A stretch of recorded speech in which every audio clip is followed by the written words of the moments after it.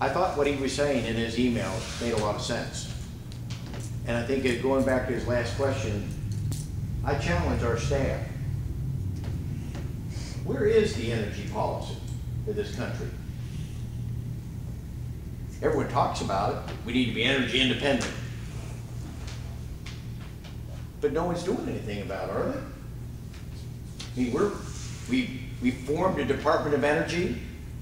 We spent billions and billions of dollars on energy, but yet we're importing more oil today than we did in 1972. They don't get it yet.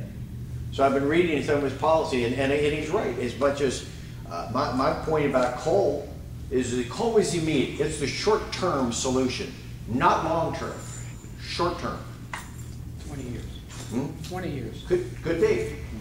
But shame on us for not getting our people back to work as we diversify our economy, because we have to. We can't be totally dependent on coal. But I want to find what other options. So I'm in the process right now. I'm in communication.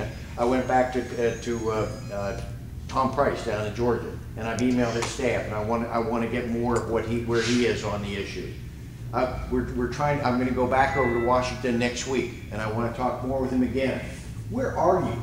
Because if you're not going to do it, then let me at least frame something so that I can understand a logical engineering step to be able to articulate an answer when that question's phrased to me. Because I don't want a career in Washington, but I do want to set the tone for the direction. Because I know as a businessman, you can't do it all. You can't be there forever. I know with my company, I started my company with just one person, myself, and my wife typing specifications at night.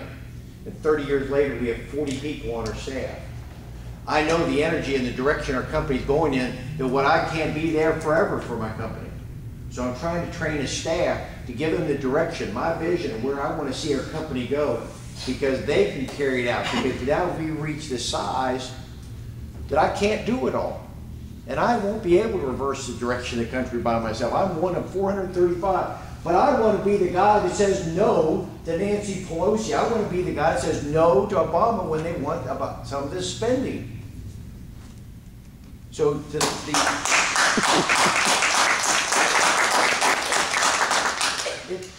it's not that complicated. What were some of the well, that was it. I'm going to continue to work with you on energy. You and I are going to put together something, because I've got it from a guy up in Connecticut I'm working with on another that's an environmentalist up there, and I want to know, how do we do, if no one else is doing it, and educate me. I'll give you a simple answer. Yes.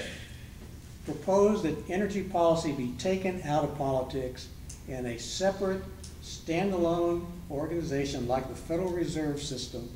You said something about that, well, and I think Tom Price was on board with that, because a year before he and I talked, he had proposed legislation similar to that. Okay?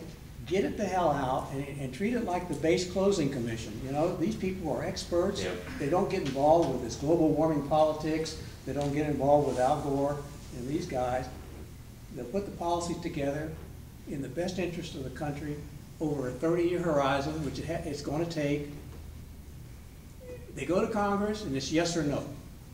It's not a vote. You take all of it or none of it. Okay, same as the basic. Yep. And get it the hell out of politics. Okay? You know, I've gone through Ford, Carter, Bush, Reagan, and Clinton, and you cannot survive a 4-year cycle. Because every 4 years when you have a presidential election, the policy that was in place, if there was one, is gone. You know, and it just never works. You just can't get there from here. You've got to get it away from the people who are being driven by special interest groups. You know, I just heard one the other day. A guy says, well, I heard you can get 3 barrels of oil out of coal. That's what somebody told me. I said, well, that's fine, but I can get a lot of hydrogen out of the ocean too. But it takes a lot of money. Okay? I can't get there from here. But that doesn't matter. And that's what happens to Congress. We talked a little bit about that after we left. We think there is some direction, because one of the things he talked is that from administration changes, everyone changes. That's why if you read this book paragraph, you'll see that the change, what they're saying, he's come in and he wants to change the whole aspect of regulatory so they take over, and they want to go green. is a nice ideology, and maybe someday we can get there. But when you talked about the number of windmills that it would take, they said, Salazar said, if David, you see, I paid attention to your book, and Salazar said, if we're going to have, we can replace all of the coal-fired plants in this country with windmills. We'll put them offshore. Okay? It was 30 miles deep offshore of windmills from Florida to Maine to replace the number 1,470 coal mining, coal-fired generating plants in this country would be replaced. Just imagine what our coastline would look like, 30 miles deep of windmills from one end of the country to the other.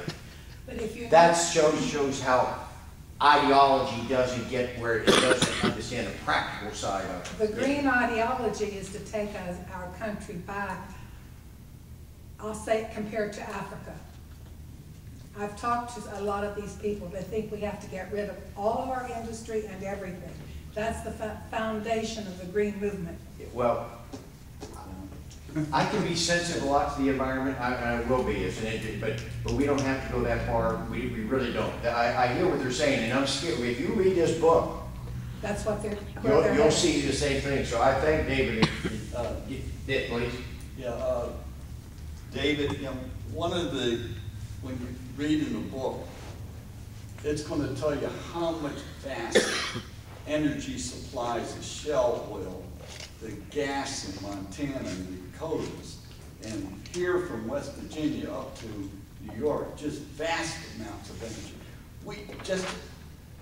The lands out west, Utah is practically the entire state except for a few million acres or so is owned by the federal government because they keep federalizing it. This is purposeful and willful keeping the energy away from us.